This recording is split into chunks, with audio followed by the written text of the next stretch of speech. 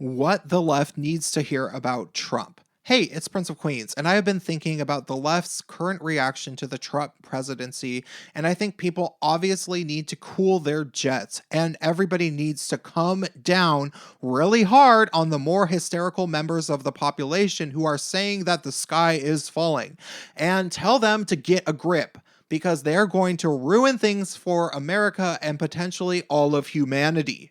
I liken it to that person in the disaster movie who was freaking out and saying, "We're all gonna die, oh my god!" Their screaming is not helping. And so the hero smacks the person, who is often a woman, across the face. And the audience is momentarily shocked because, of course, you can't slap a woman on screen. But it needed to be done, as you soon realize. I mentioned this metaphor to a friend of mine who recently came around as a result of me arguing with some fanatical friends of his on his Facebook timeline, and he agreed it was suiting eventually after he finally realized how batshit crazy fourth wave intersectional feminist social justice warrior bigoteers truly are, and that they simply aren't helping.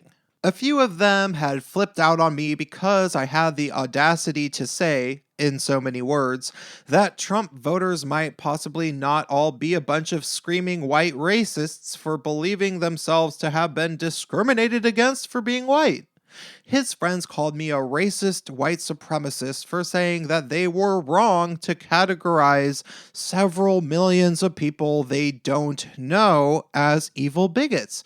So I told them to go fuck themselves, and he almost would have blocked me, but apparently he had enough faith in me as an individual, which I'm glad for. You see, he came around and realized that their moral panic of assuming everybody opposed to them was just a horrible, evil bigot was not productive, and that we have bigger fish to fry. I cannot say for certain what changed his mind, but I can say a few things for sure. Whether or not Clinton was a better choice than Trump will always be up for debate. I thought at the time that she was no option at all, but even more so. I realized several months before the election that even if I fully convinced myself to 100% endorse her, I could still never convince Trump voters to take a chance on her corruption and pure lunacy, as she eventually tried to blame all of her problems on Russia and other insane ideas like calling Pepe the Frog a hate symbol. Who told her to do that?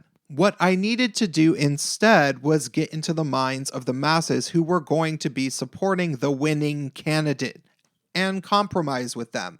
Because sometimes that's just how life works if you ever expect to be a grown-up. Now that Trump is our president, we have to remember that he is trying to please his voting base first and foremost, because he is not a political insider that has other politicians to please, and he is a businessman who wants to please the people he makes deals with, and the people he made the deals with were the people who voted for him. It won't necessarily be a smooth transition, and he doesn't know who to trust, so there will be a bunch of weird hiccups and jerks during the beginning of his presidency at least, and maybe he'll never get the hang of being a great president, maybe not even a good president.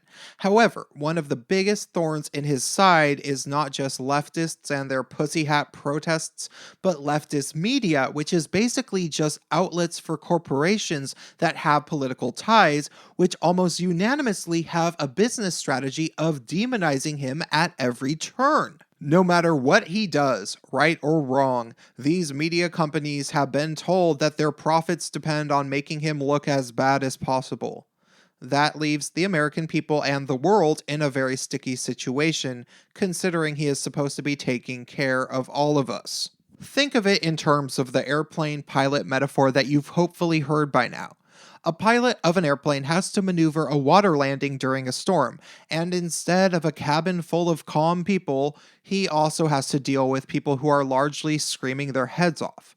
He is also a rookie pilot in this metaphor because Trump is not actually an experienced politician.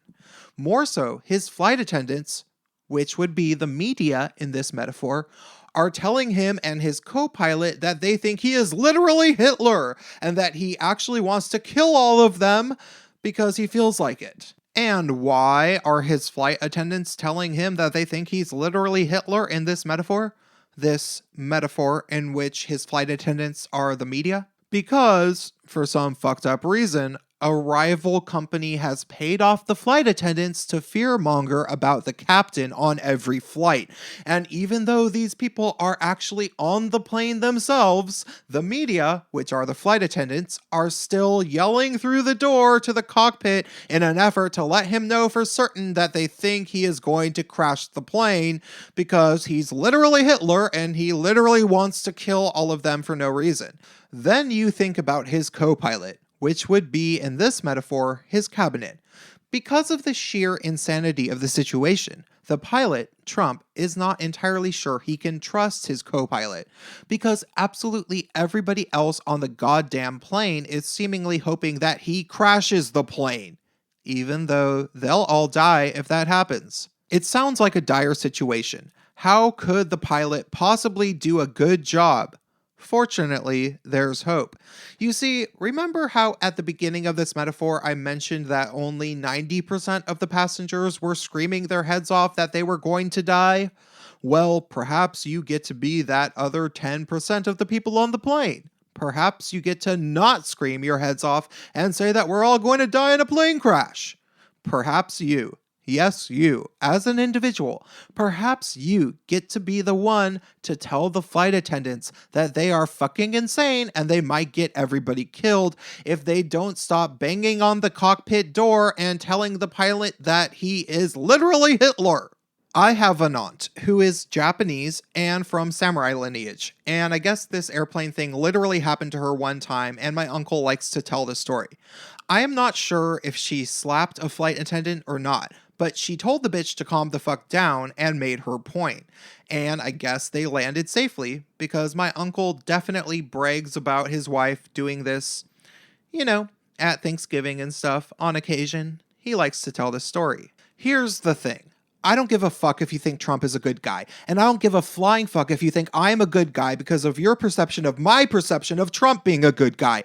I just fucking know that we need to land this airplane in this fucking storm. And if you get all crazy, metaphorically, and you jeopardize America's ability to land the plane, which is our country, I will slap you across the fucking face. Drop me a comment and stay tuned.